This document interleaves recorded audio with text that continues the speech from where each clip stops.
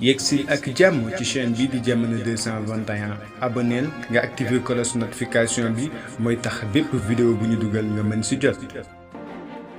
Jamono 221 moom doyen Habib Sy daal dina yëkkati ay kàddu ci conférence de presse bi ñu doon amal démb foofu leen nag am na kàddu yu am solo yu mu yëkkati bokk na ci la nga xamante ni rek moom mooy soxal mbirum ñetteelu mandat bi nga xamante ni moom président Sall teg na ko ci suuf gannaaw bi la sax ñu bare bari nekk ci biir réew mi ak bitim réew di ko jaajëfal ci jëf joo jilee moom doyen Habib Sy bokk na ci ay kàddoom nag moom dafa mel na ni rek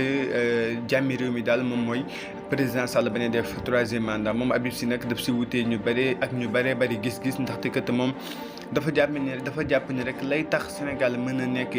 ci dal moom mooy kii di Ousmane Sonko maanaam question centrale bi moom mooy Ousmane Sonko nekk candidat ci élection yi nga xamante ni moom les dëgmal ci atum 2024 moom daal jàpp nañ loolu lii moom mooy tax jàmm mën a am ci réew mi.